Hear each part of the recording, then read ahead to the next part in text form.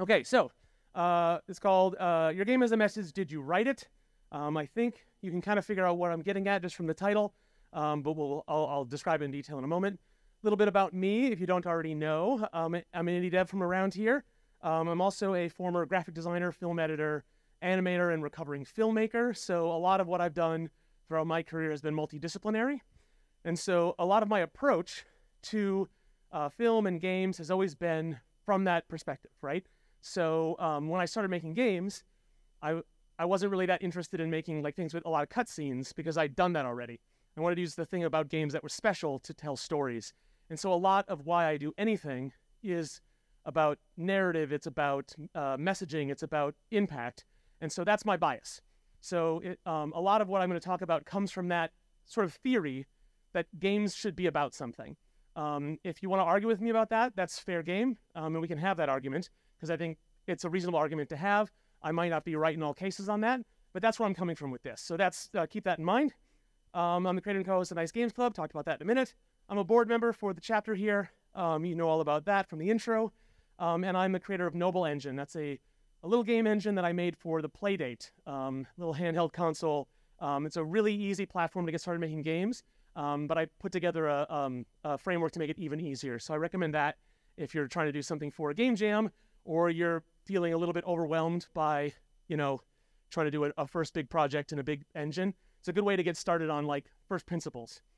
My little company is Noble Robot. I make games. I also publish games that I port. And I'm also run the Noble Robot Space, which we host some of our events at.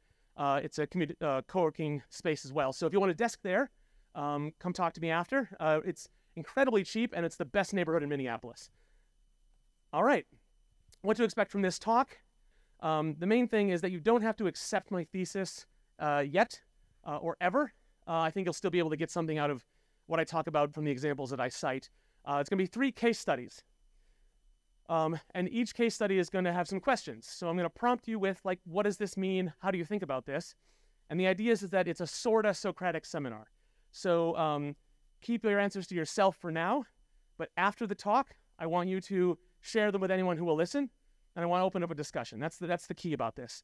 Because my premise is about how to approach these things. It's not really the answers to the questions that I'm going to offer. All right, so the thesis. Hey, everybody, remember ludonarrative dissonance?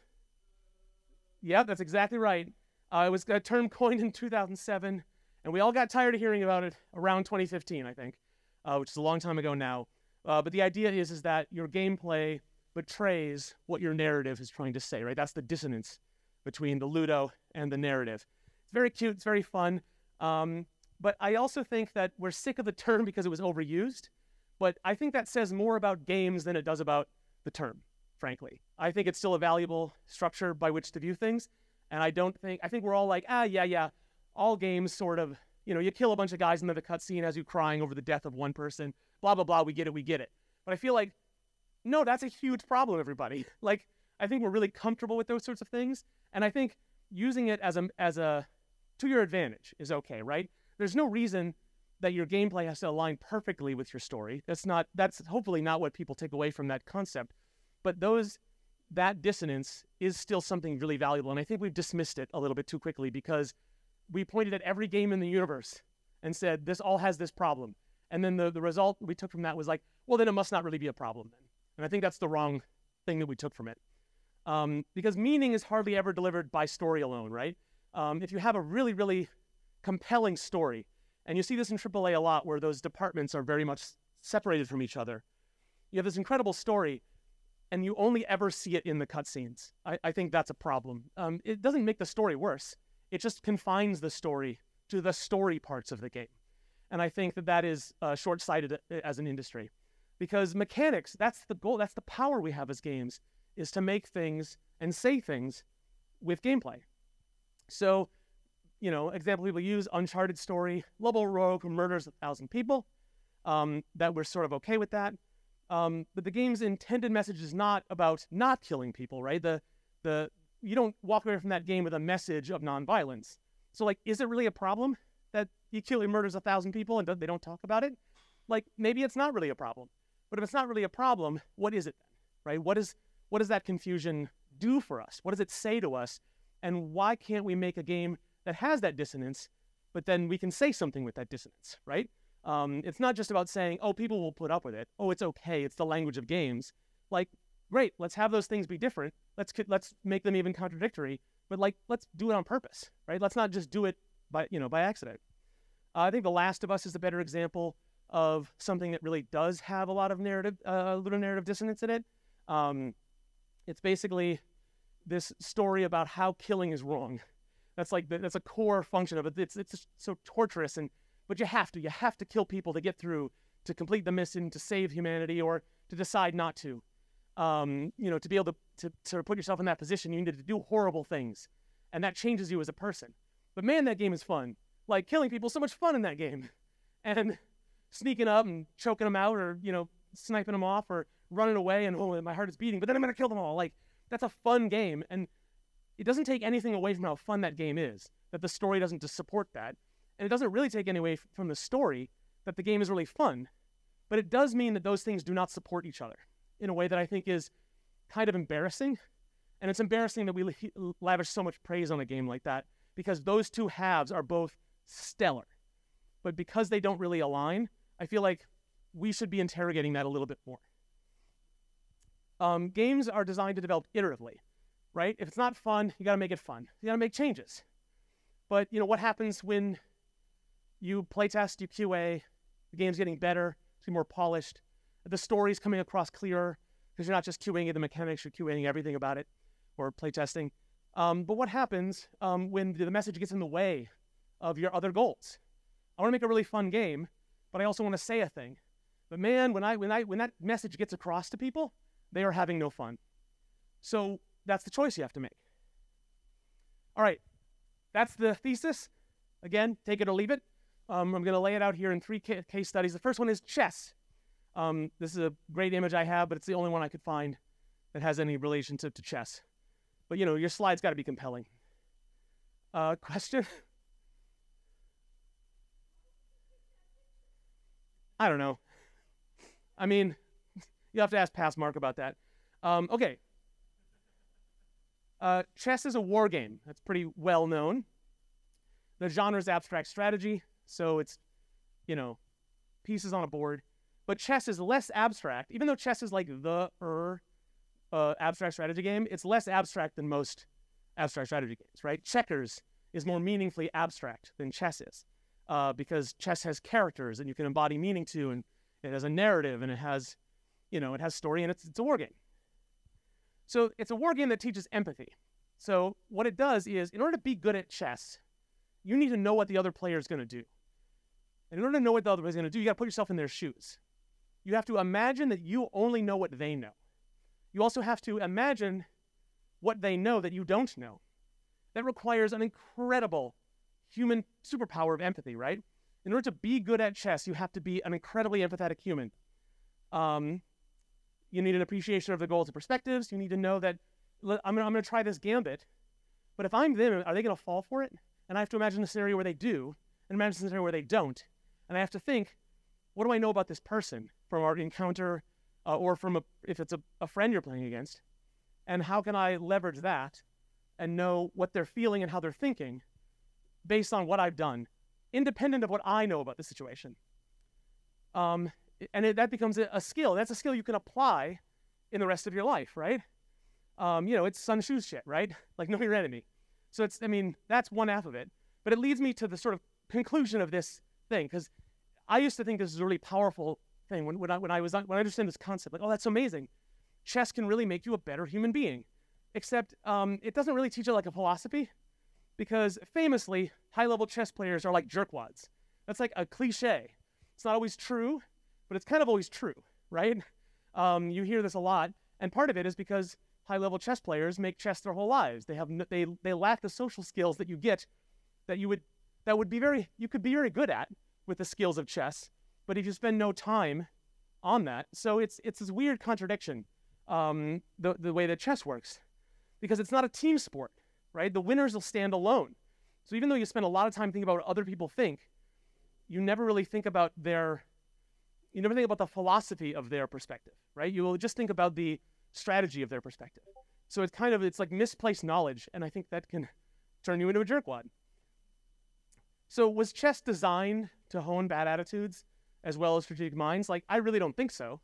I mean, you'd have to go back hundreds of years, but I can't imagine that was anybody's intent as the game evolved, because it wasn't always the way it was. The history of chess is super fascinating. So here's my question. So this is the thing. I'm going to run through these. I'm going to show them all at the same time. Start thinking about this. What would a really proper empathetic chess even look like? Would it even still be a competitive game? Maybe it's a team game where you are not allowed to communicate with a player who is on your side, but you need to use those skills. What other unexpected games can you extract meaning from? Like, does Pong say anything to you? Does Asteroids, Space Invaders, right? Are these games that were, sort of famously designed very quickly around very tight technical constraints? Do they teach us skills or messages or philosophies that we didn't understand them to be intended to do? Wait on the light. Thank you. Is it okay for your game to not want to say anything? So this is definitely true of abstract strategy games. The discipline of making those types of games very often is about not wanting to think of anything other than the abstract strategy. Is that even possible to do? Could you make a game that there's no way you can extract any meaning from? And what work do you have to do to make sure that those whatever lessons you don't want to teach are not taught? And what happens if you discover that your game says something you didn't expect? Do you try to, this isn't what I wanted to say at all, right? Do you want to change it? You say, you know what? This is actually kind of interesting. It was almost the opposite of what I was trying to say, but it's interesting also. It's better. Let's lean into it. But in order, I think, to answer that question, you need to have a really good literacy of your own work. And I think that's something that we don't take seriously enough as designers. So think about these questions, jot them down, ignore the rest of the talk. If you've got something really in your mind or one of these and you really want to talk about it later, they're there for you. All right, case number 2, Super Mario Bros. Wii. It's a Mario game. I love it. I love all Mario games. Co-op Mario, super cool. No playable Princess Peach. Famously, you got them 2 toads. But the reason for that is because Peach is kidnapped again. Okay, fine, it's a Mario game. They didn't want to make too many changes to the formula. The co-op was excuses, right? So, Blue and Yellow Toad, they just solved that equation, right? That's what they decided to do. Instead of saying they wanted to have Yoshi be rideable, so they couldn't make Yoshi the 4th player. I think they invented Nabbit later on, or they didn't quite make Nabbit a playable character yet. This is just where they landed. So that's fine as far as it goes, right? I don't think that's a good excuse, frankly, but setting aside the fact that Peach is kidnapped again, making a game 4-player co-op actually changes what that means. It doesn't just mean that Peach is kidnapped again, because it's not impossible. You can't ban all stories where a man saves a woman, right? Like, there's context to that, but like just saying you can't do that anymore isn't really the solution. I think Mario should stop doing it, and they have. But 4-player co-op makes that something else. The problem really isn't that Peach is missing. It's the blue toad and the existence of Super Mario Bros. 2, where Peach is a playable character. That was a reskin game. Everyone knows that story. But Peach has been a playable character before. So we all know that history, even if you never played that game. So this game says, when forming a party of heroes, a photocopy of a man is preferable to a woman who has previously excelled in the role. That is what this game literally says to its players. And I doubt that's on purpose, but that is horrendous of a message to take away from it. But it's the first thing I thought of when I saw that lineup, because the context matters. It's no longer about who needs rescuing, because that's a complicated conversation and that's been talked to death. It's about who gets to even be a 4th-rate hero. Like, Peach wasn't good enough, so they photocopy of Toad. That's awful. It really is awful. And I think it's unforgivable is what it is. I still love this game. So let's think about where Nintendo was thinking about this, right? Did they intend to say that? I mean, I can't imagine they did, right? But this is part of the reason why I think they've done a lot more course correction in recent years. There are 3 playable women characters in Super Mario Bros. Wonder. And if you want to be really generous about the duplicated characters, like all the Toads and the Yoshis, it's actually roughly even gender split. Again, you have to be very generous to have that opinion. I still think it's not. But, you know, Mario's an old franchise. It's a big change for that franchise to do that. So that was very intentional. But this isn't narrative, right? This isn't story. How is like character select a mechanic? Like, or rather, this is setting. This is story. This is the paintbrush that goes over the mechanics, right? So how is the character select a mechanic in the game? Because I think you could have a very reasonable argument to say that it's arbitrary, right? All the player abilities are the same. There's really no difference between them. But I think when you think about Mario Wonder, there's this great quote about including Daisy as a playable character. They already wanted to include Peach, but they basically said that including Daisy will help resolve fights within my own household, one of the designers said, because it wasn't just about a playable character as a woman, because only one person gets to be Peach. It's about the scarcity of female characters. And they caught that.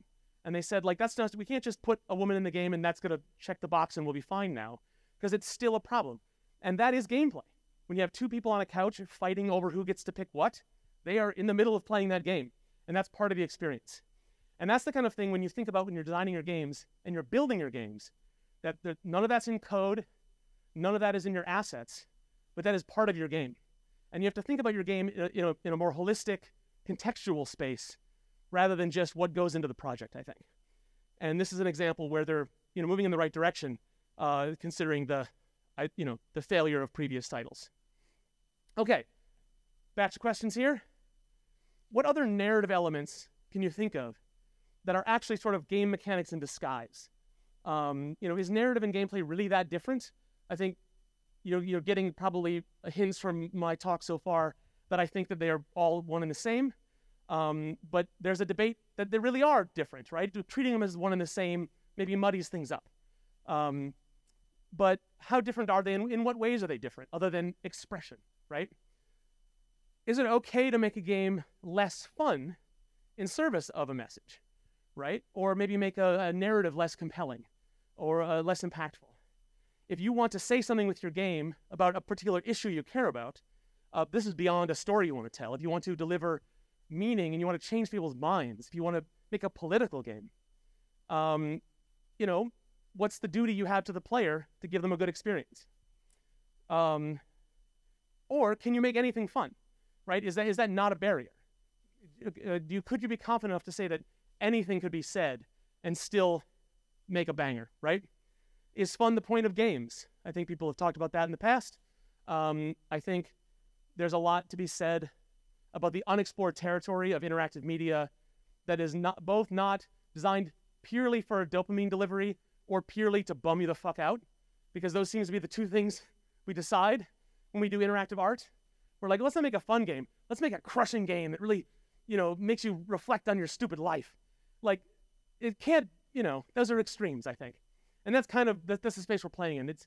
This is a young medium. And I think when people get really insecure about games versus film or novels or other types of art, they go, well, games make way more money than film, so blah, blah, blah. But all of that is just insecurity, because I think we know deep down that games are a pretty young, immature art form. And I think it is really our duty to try to move it forward the best we can, or at least talk about how we could, because I think none of us really have the tools yet, because it's a young medium. So there's saying what you want versus not saying what you don't want to say. And this is some of the talking a little bit about chess comes back here. How do you prevent your game from saying something you don't intend it to, right? What should you spend more time on? Delivering the message you want, or guarding against interpretations you're not really interested in? How worried about that should you be?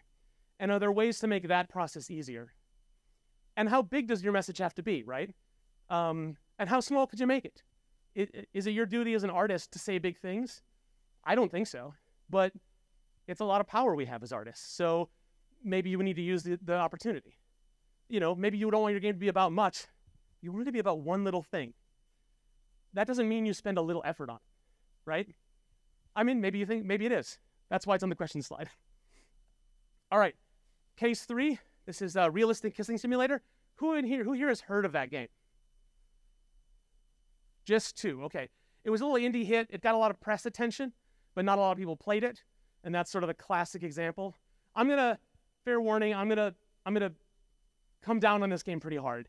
And I just want to like preface it by saying like, it had a lot of good intentions, but I think the execution is flawed, and I'm gonna get into why. It's a game about sexual consent. It's a big, big topic, right? Both players must press start to proceed.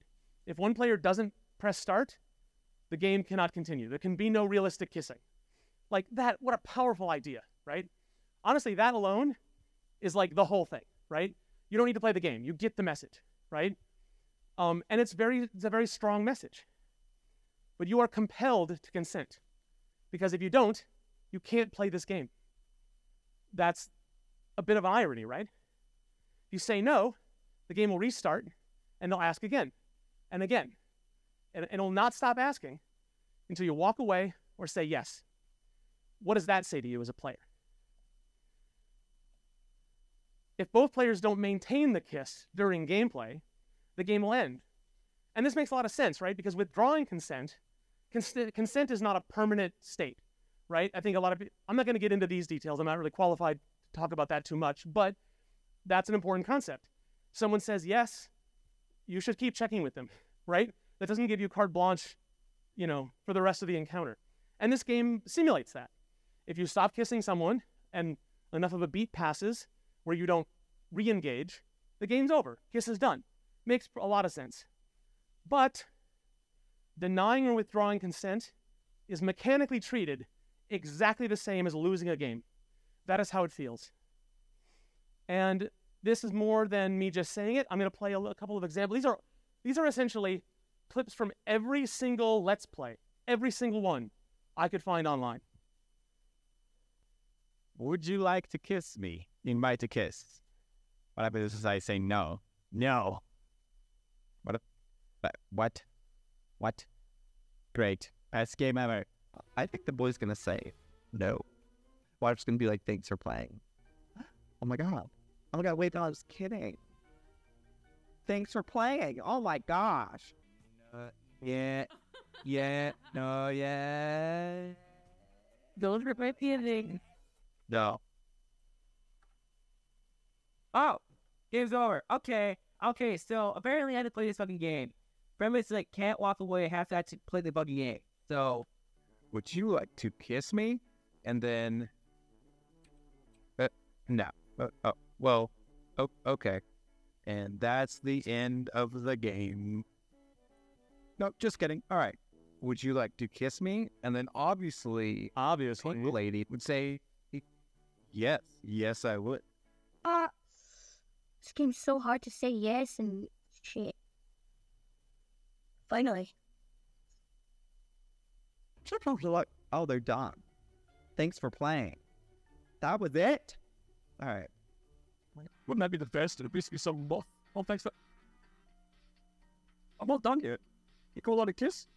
Yeah, go in. yeah, you push me away, honey. Oh, no, she went for the kiss herself. God damn it. God, I'm such a tease, aren't I? Yeah. So you can see the natural inclination to, go in this direction for the humor. Yeah, you right? like it, don't you? Oh, God, this tongue is so sexy. What? I didn't even kiss anyone. How is that a victory? Can I go down her throat? Not that I would want to. Okay, don't do that, kids. All right. Yeah, she's hesitating a little bit. Come here, honey. Come here, honey. Don't you worry. So you can see the role-playing opportunities are legion and are not always what the developer intended. Did not work then. I don't understand at all. Maybe I'm missing the point here. I don't know. See, did I win before? Like, when it said thanks for playing? Or was it just like, you're wasting my time, you're not trying hard enough? So you see some bad faith interpretations in there from one example in particular, but a couple of good faith attempts to understand what this game is about. That last example is pretty telling. Was it just that I wasn't trying hard enough? That is horrible And that person is not a horrible person, right? But that's the meaning they got from it. The couple that was playing together earlier, that one really struck me as well, as the one was teasing the consent, yes, no, yes, no, yes, no, which itself is pretty troubling. The other partner said, don't hurt my feelings by saying no. Like, that's what this game means to people. And that really, really scares me, because this game was heavily lauded in the press because of its premise, because of that first thing. Both players have to press start in order for the game to play. What a powerful idea. What an incredible aim for your game to teach people. And frankly, I think it's a good thing that this game people know about this game mostly through reading about it than actually playing it, because the gameplay does not support that message. In fact, it very, very strongly says the opposite in many situations. And that's the power that we have as developers. And when we want to say something important, that's the minefield you're in, right? That's the duty you have, to treat those subjects with respect and to understand your clever idea, how that's really going to play out in the real world. So I'm worked up about that. Maybe you're not. I did hear some chuckles in the crowd. I won't judge you for that, for some of those clips. But here's the questions. Are you responsible? Is it really your responsibility for how an audience interprets your work? And if that's true, and maybe it's not, but is there an upper limit to that? Can you really be blamed for someone whose experience is such that they are just geared to see your work in a way that's dangerous? Do you really have to account for all cases? How much of that misinterpretation risk is acceptable? Because sometimes when you want to say things really strongly, you need to say them subtly. And so you have to decide, this might not land, and am I okay if it doesn't? Because if you take from my talk that these are scary things to try, is that a chilling effect? Does that say, well, dang, if that's going to happen, I don't know that I should touch this? Maybe you're like, well, I need to go to, I need to audit 3 seminars on this substance-sensitive topic at the local university before I'm ready to approach this as an artist. Is that a fair thing to tell game developers? I mean, I'm kind of telling people that, but I don't think it's a fair thing to tell them. So I don't have an answer. What is unique about games' ability to convey meaning? Because one of the things about interactive arts is, it's no secret to people, but it puts you in the position to play out elements of story. And that includes games with no story, right? It's your story. The experience of you playing it is a story. And how you interact, and how you feel about yourself, and how you feel about characters that you play, topics you engage with.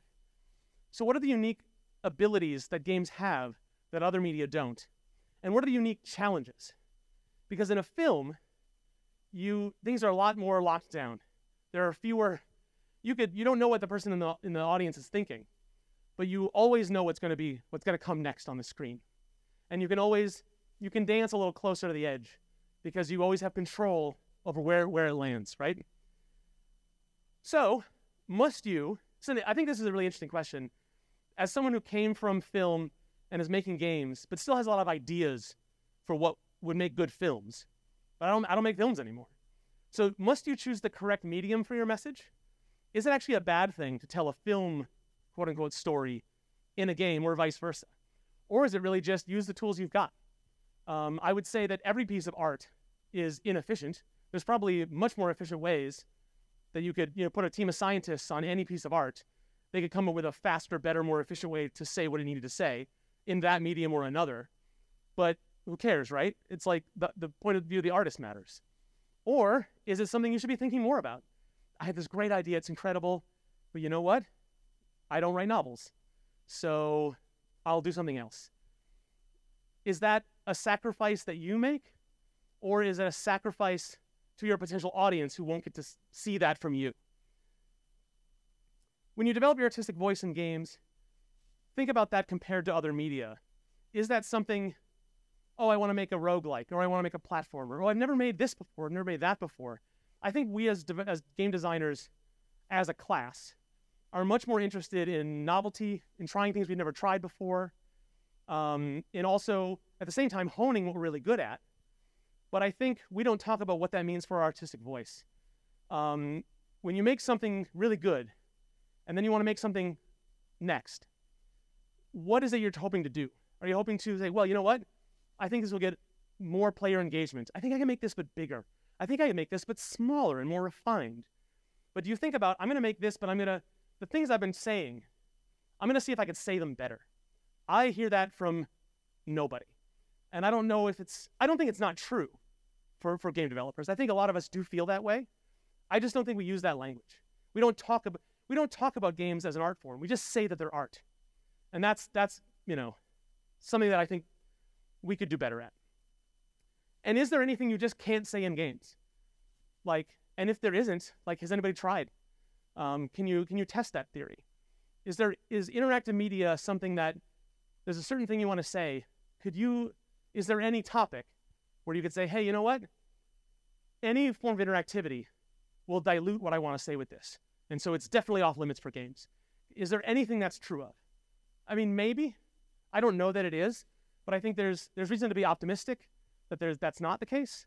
But also maybe there's a reason to be deliberate and thoughtful and say maybe you want the right tool for the job. So I'm really of two minds about a lot of this third batch of questions. And I'm really curious to see what all of you think about it. So that is it. That's my whole deal. If anyone has questions now, we're still on the stream. We can talk about it. Anything stand out to you? Anything you're not sure of?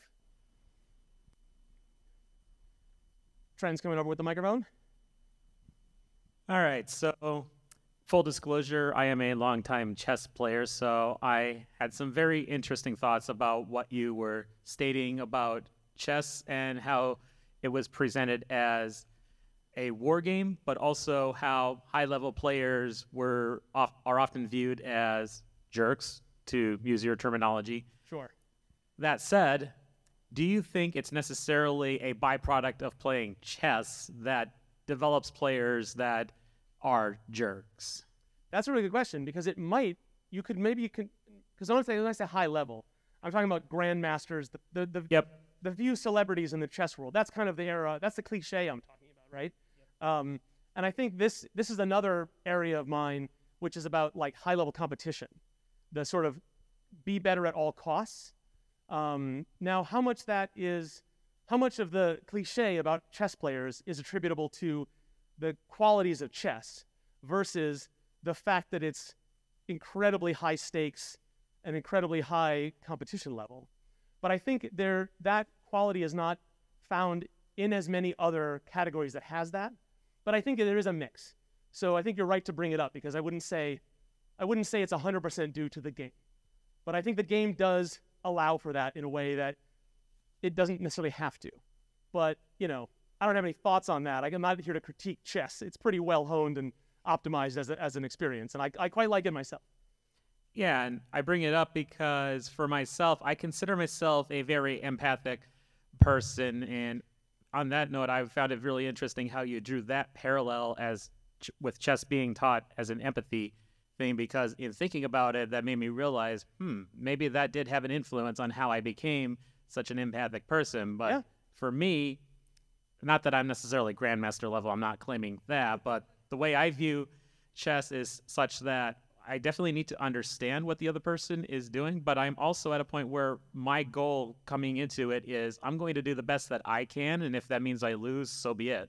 Right. And I think that's something my theory is that that's something that people, because I believe people are good as a default quality, right? I think people start out good. That's their default position. I think that's something you have to hold on to. I think that those environments can challenge you to hold on to that notion of I'm only competing against myself, and I'm going to make sure that when we shake hands, because that's part of the rules, I'm not going to just do it perfunctorily like I've seen on television where they don't really mean it. I'm going to really, when I say good game, I'm really going to mean it. I think that's something you do have to fight to hold on to. Yeah, I would concur. Yeah, not really any other point, just an interesting topic that I wanted to tease out. Yeah, but that's broader. When you think about games when you're trying to make games that are highly competitive, that are skill-based, that are multiplayer, think about what you're putting your players through in order to do that, right? The more data you give them about their performance, the more opportunities you give them to get just a little bit better, the more perfect your system is so that it's not accountable to randomness or to input lag, the more that the player can blame themselves or blame another player, the more perfect your competitive environment is, the fewer barriers there are to someone just going, it's just a game. And is that what you want, or is that not what you want? Yeah, and I think those are definitely worthwhile questions to think about. So I think it's good to bring these things up and tease them out. Mm-hmm. Anyone else have questions or thoughts?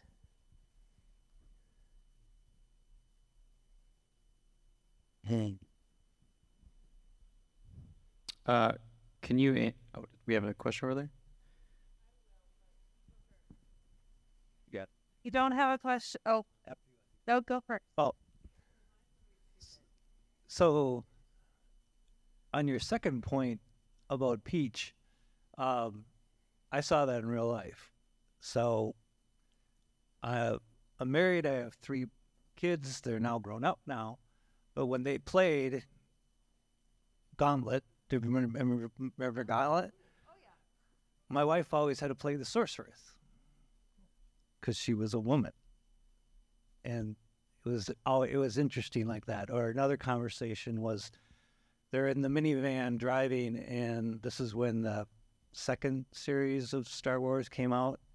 Sorry. But they're like, oh, I'm Ben Kenobi, and I'm,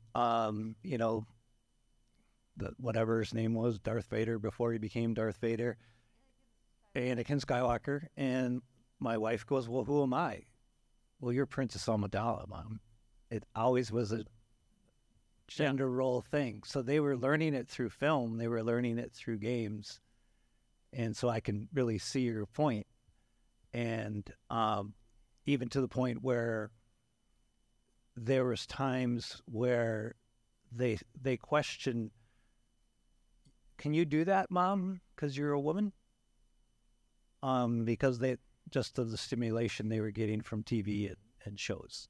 Yeah. And so I can see where that point is coming from. But I also can see where games, whether people get the wrong message from it when you start it out. That's very, very hard to control that message. It's like I've heard from authors and filmmakers that once you, and musicians, is once you create a song and release it, it's no longer yours. It's whatever that person thinks of it is, good or bad. Yeah, yeah. And yeah, if you believe in death of the author, then make sure you think about what you leave when you're dead, right? And yeah, it's hard to know what that is. And particularly, yeah, when it comes to representation, I think one of the things that people really struggle with, and when I say people, I mean people who look like me, white men, struggle with the idea that, like, well, I watched Alien, and I empathized with Ripley. Why can't women? What's the problem there? And I think it's just because it's about defaults and about when you're always of the understanding that a protagonist is similar to you, or you mostly see them and look like you. Then when they don't look like you, you can still identify with them because they're a protagonist, and you understand what a protagonist is. But when a little girl or a person of color sees someone that looks like them, that means more to them because they've not seen it before. And when you think about the female characters in Mario Wonder, and you're like, well, if I want a better world, don't I want my daughter to want to play as Luigi as much as she wants to play as Peach? And that is not the world we live in right now. It is a much more complicated subject, and it's well beyond the scope of this talk. But I do like to touch on it when I talk about this broadly, because I think it clicks, because people do see it in their own lives. April O'Neil here. What's that? April O'Neil here. Yes. Yes, that's who I was. Do you have a favorite Mario character to play as? I tend to play as Luigi because I was a middle child, and so Luigi that felt like who I was when I was a kid, right? I think as an adult, I've definitely I've thought a lot about how I play games, and I tend not to put myself in there. When I was a child, I certainly did, but I love playing as Peach in Mario Wonder, and I'm really into the new Peach game, by the way, which is amazing. But I also recognize the privilege I have to be able to set a lot of that aside and just pick something based on my sense of aesthetics or my sense of my sort of artistic affinity. I get to do that because I grew up without the barriers that would keep me from being able to do that. So Luigi is the answer. Which character do you hate? What's that? Which character do you hate? Which character do I hate? Yeah. But we're talking Mario universe, so like, I can't think of that. Okay, so let's talk the kissing game. Yeah. At what point does the response to the game become the message? Like the controversy is actually the message. Does that make sense? I think I kind of understand what you're saying. I think I'd push back a little bit because I saw this. I have a long-standing grudge against this game, so which is not fair. Like I say, I think it is. I do want to make it really clear. Like someone took this chance, and like I think they totally failed. But like, good God, like, congratulations for having the courage to try it. I mean, I think they stopped before they should have. They stopped before they were done. Right? I've endless criticism for their approach, but like it's an important thing for them to have tried. But I think the reason I push back a little bit on that is because I've watched people play it. I was at IndieCade, I think 2015 when they were showing it off, and my first reaction, I was seeing people play it and laughing, and because it's funny, physics and seeing people do it, just thinking like, oh, no one's actually getting this message. And then searching for Let's Plays, my intent was to say, I want to see how the reaction of this is. Because I knew what I had seen, I knew my reaction to it, I'd seen other people's reaction to it from back when. But when I wanted to go dig in the past and find those Let's Plays, I was expecting more of a mix. More of a people being like, oh, I don't quite understand this, or oh, like I get the point of it. But like I said, that is clips from every single Let's Play I found. And they're, not a fair test because Let's Plays have a heightened presentational sense. So there's maybe a little bit of that influences that I can't quite account for. But I think in that instance for that game, I think it is an unqualified disaster in terms of how that comes across. I think the quotes I highlight in that reel of people really, the things they say and the message they take away from that. Now the question is, then they read about it, they read the artist statement. Does that change them in one way or another? Which is the more powerful message, right? Because the people in those videos say those things and come off that way because they're a product of their culture, and then the game did not work to fix that? Or is it the game is reinforcing those things? I mean, maybe I am being too hard on it. Maybe it's not reinforcing those things. It's just bringing them out. But it's not making those people, any less likely to appreciate the message of consent at the heart of it. And then maybe the article on Polygon made them think about it more, and it was a success, the sum of it. I think that's broader than any of us can know for sure. But I think if you wanted to make a game where the reaction was where the player is meant to reflect on their own response, which is a very powerful thing. Films do this, where when they show violent scenes, they do play them up in a way that is meant to be titillating to an audience, but then they frame them in a such that you're actually meant to feel a little bad about your own reaction, but that it needs to be in context with the experience. And I think if that was your intent, to showcase a game about consent, where you played as someone and you just understood your learned behaviors, you understood how this thing works, and then it reveals to you more, that would be a powerful thing. This game does not do that. This game intends to, from the start screen, it expects you to get the message, and that's it. And I think because it's a fun, silly game, they kind of forgot to do the rest of the homework, I think.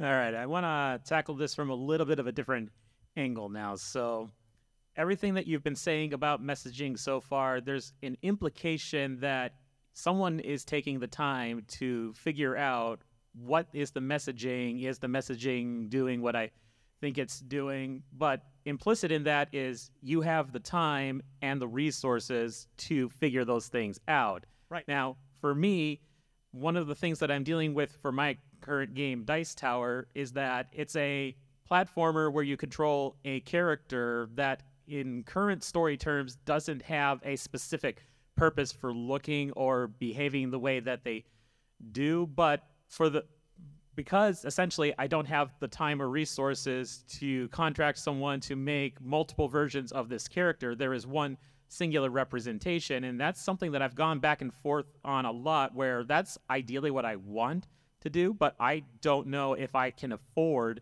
to put in the time and the resources in order to get that outcome. So I wonder how much of this kind of stagnation or singular messaging comes down to, do I really have the time to change the message to say something that I really want to say?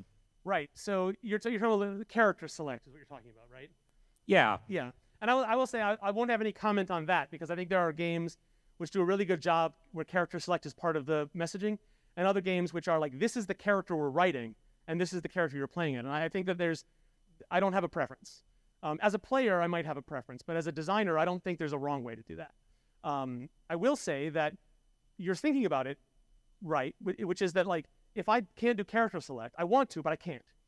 So then you kind of are burdened with making your character, understanding how it comes off contextually within the setting of your world, whether it's fantasy or abstracted or realistic.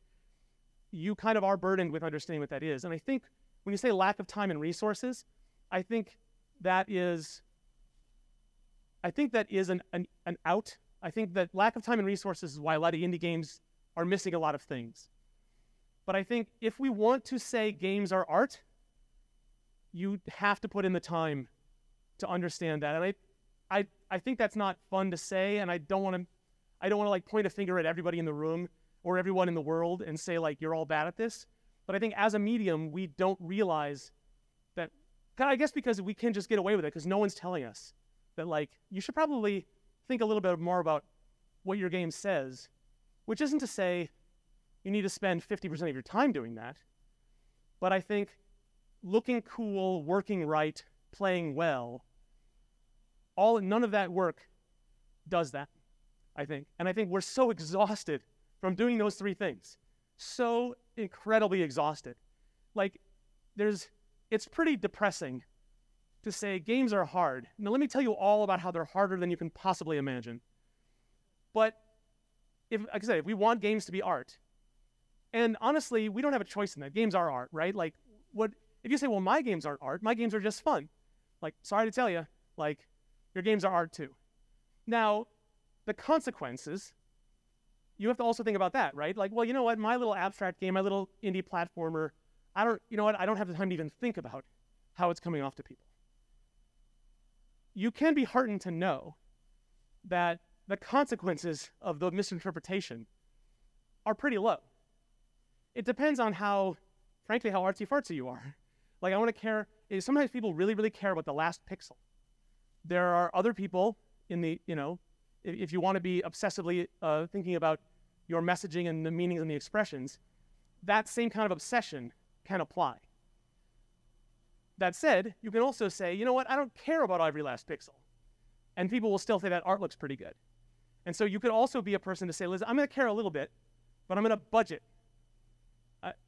Because what I think I'm telling people is, please care about this.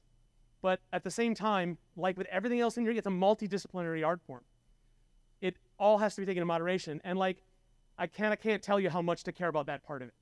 I just hope that you think about it instead of just knowing you can get away without thinking about it. Yeah, and I think the angle that I'm trying to convey is that of there's only so much I can do with what I have. Now, like if you're writing a book, it's one person controlling everything. I mean, assuming there's not multiple authors and whatnot, but you have one person that can control literally everything that goes onto the page. With a film, it can be a team of people, varying size, but the outcome of that is one film, one representation. So in the end, you still have a high degree of control of what gets put on the final film. With a game, there's a lot of varying ways that things can come out based on what you put in, and every variation that you put in increases the amount of time it takes to evaluate all of the combinations of things that you've put in, to the point where at some point,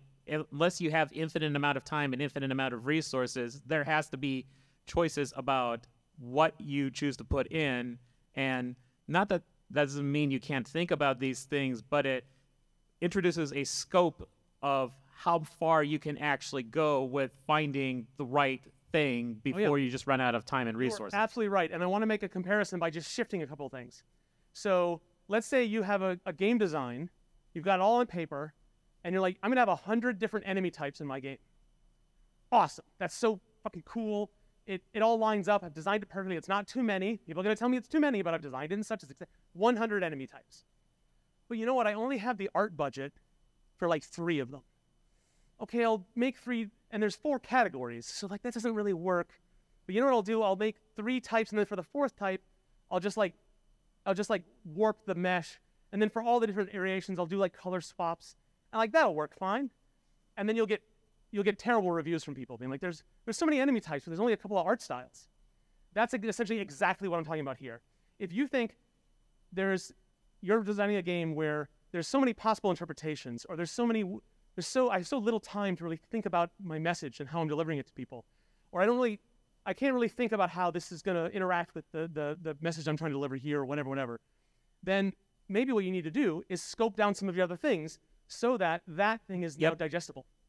And because we think about that in a lot of other different areas. We say like, oh, we only have enough art for a couple of enemy types. Well, you know what? If we change the weapon types down, we'll have a little bit more art budget. And then I know it's going to hurt the design, but I'm going to take it down to 50 enemy types, because that's what I have budget for everything else. The 100 types, was so good. It was so good, you guys. 100 types, it was perfect design. And I could prove it. But you know what? I didn't have the budget for the things I needed to make that work in the multidisciplinary field. And when you talk about how games are different from film and from books, and that means that there's so many more possibilities for getting it wrong, I would hope you flip that on its head. There's so many things you can do with it. That should excite you. Because we just as a medium have not engaged that space, I think, enough to know that that's not something that's scary. That's something that's thrilling. And I hope that's something that you all take away from it, because it can be very depressing. But I hope it can also be really inspiring and very hopeful, because games are so much more powerful than those mediums because of that fact. Cool. Good talk.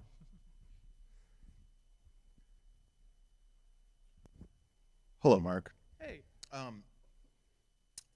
I thought it was really cool that you brought up the fact that the game actually continues outside of the TV or the computer monitor. This was one thing that I really started to notice when we were developing Joggernauts. Joggernauts is a great example of that. Absolutely. Yeah. And I really started to notice that when people would still be talking about it afterwards, or I think that's the reason why we kept really pursuing it, and we thought a lot about all the stuff you're talking about. We didn't put any human characters in it because we didn't want to alienate anybody. They're all aliens. But still, it was like, how do we make this game fun for everybody? Because the whole idea of the game is anybody can play it, and it's about working together.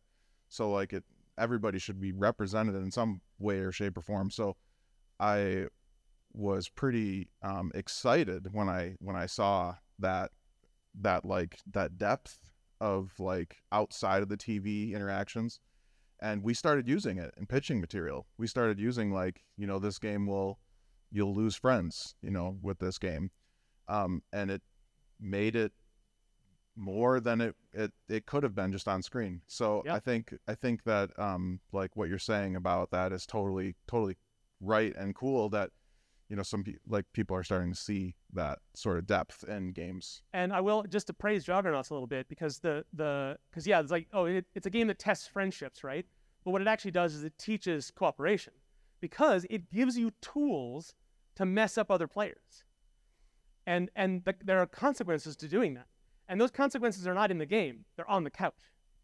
And so I think that's important. That dynamic is really important. And the fact that you give players the ability to mess things up at will, I think that's a really, really strong thing. And at indie scale, it delivers something that is a very complicated social dynamic and message for people. And it's not something that people walk away from being like, oh, that game really made me think, right? It's like, no, it made them behave and understand. And yeah, and I'm glad that you guys caught that early and were able to leverage it, because that's an example of finding a thing that works, right? Thank you for sharing the kissing game. That's something that I had not seen before, and as a first-time viewer, I appreciated that, and I also appreciated when you mentioned that the game began at the start button. That got me thinking about ways of improving it, ways of onboarding, especially. And you likely have been in situations in your life where you've been in the wrong meeting. Like you realize that you're the odd one out. Or you might not go to a little boutique art house for a film expecting to see a certain, we'll say AAA movies, like big screen Hollywood films. And that's the thing that I think was really lacking in here for the people. Almost when you're watching the Let's Play videos, almost a bit of a schadenfreude, a little bit of laughing at their mistakes because they didn't get the message what this game was even about. There was no box art available for them for the onboarding.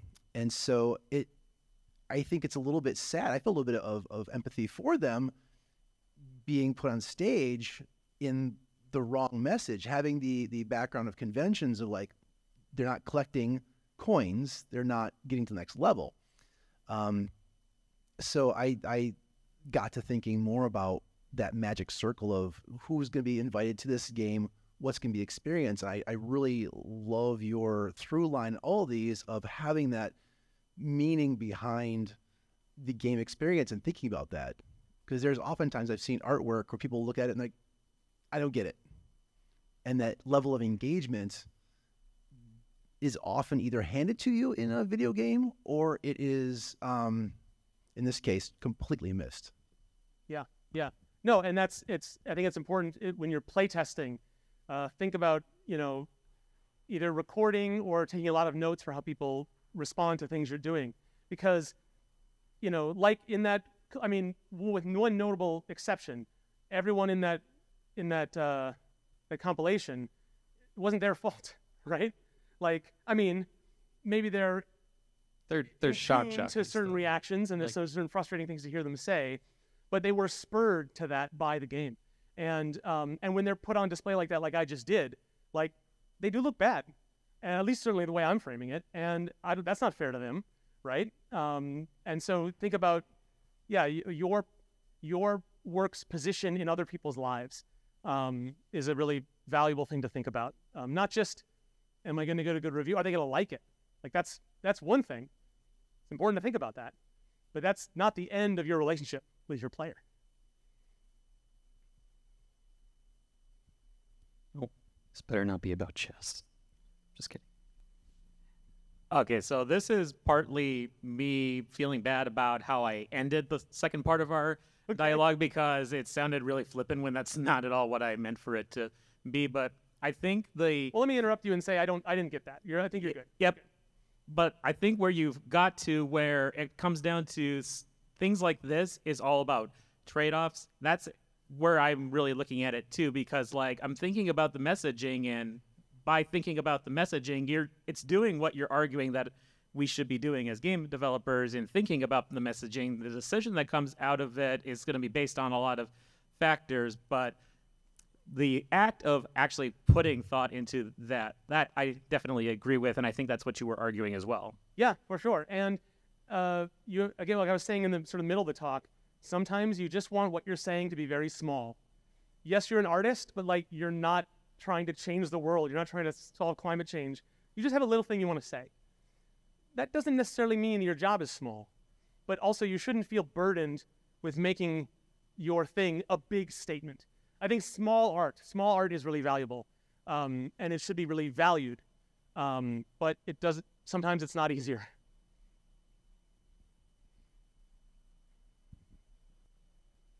Hi, good talk. Great prompts. One thing that was going through my mind is I love 4X games, Civilization in particular, and I think that's apropos where you're obviously dominating, exploiting civilizations and people, and how do you design the narrative around that?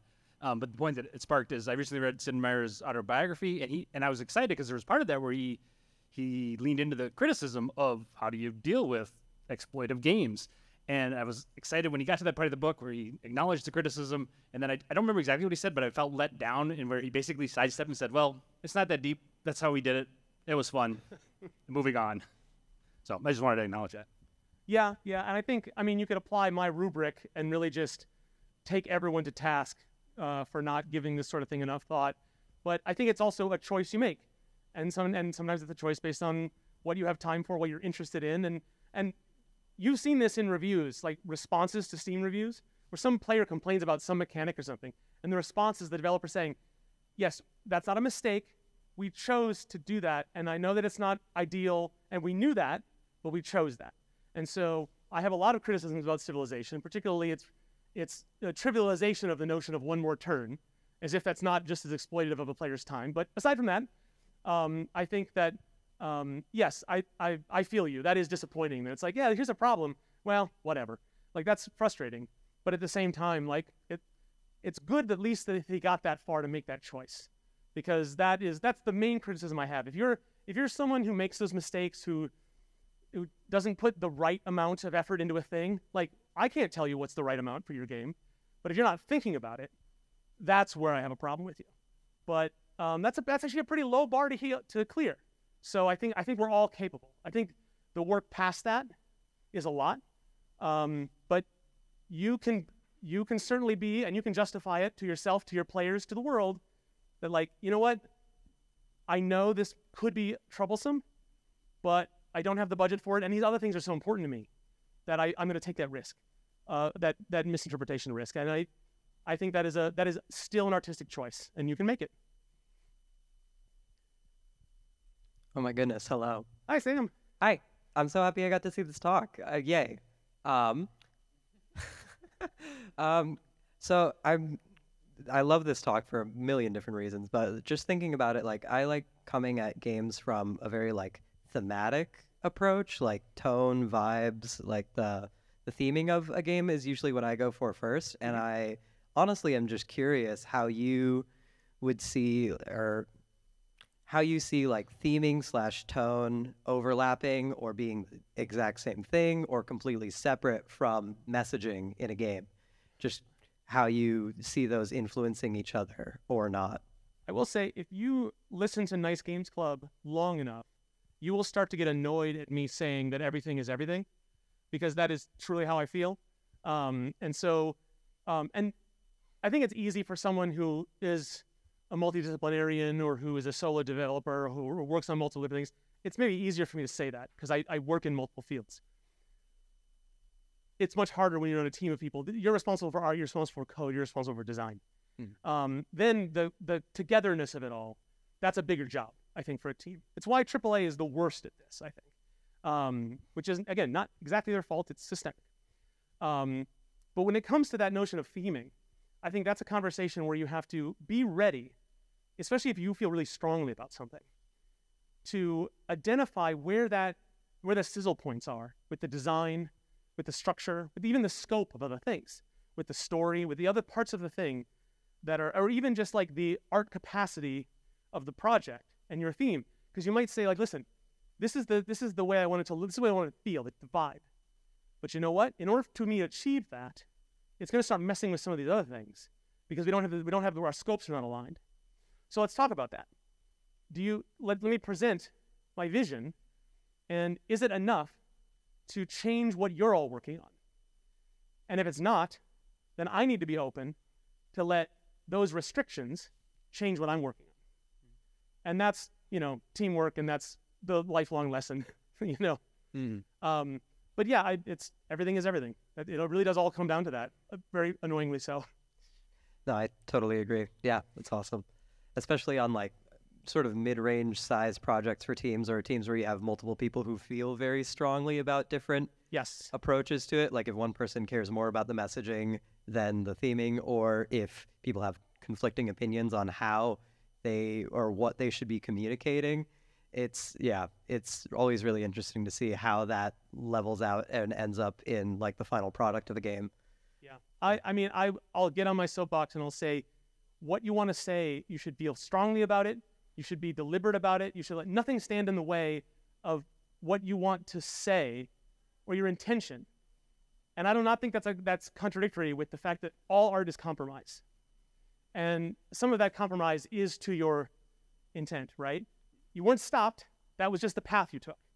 And so I think the more we understand as an industry that every little damn thing everybody does contributes to that message. It's not the narrative designer's job. They might feel the brunt of it, but the person doing the UI, they're going to have a huge impact because the player's going to see that screen more than most other screens in certain types of games. And so you think about the type of project you're doing, and if not everyone has to be good at it. Do you know what I mean? But if everyone understands that they share the burden and the responsibility and the thrill of being able to deliver that message, and everybody's on the same page as to what it might be, and how precise you want to be, what singular thing you want to say versus 30 things you want to say, that's up to your team to decide how specific or how deliberate you want to be with that, or how much you want to leave open to modification as you test. But if everybody understands that they're part of that process, then that kind of interrelation between departments becomes easier, because you can say like, hey, you know what? I know you worked a lot on this, but it's also important to you that it does this thing. And interacting with the other things, it's not going to do that. So let's, instead of saying, hey, you need to change it, it's like, hey, let's all work together so that can better do what we all want it to do. It's kind of Pollyannish. It's easier said than done, but that's how you make collaborative work. Yeah. All right. Any other questions? We exhausted the room. I wouldn't mind a yes to that. Thank you, Mark. All right, thank you, everybody. It was really good to have this conversation on top of it as well.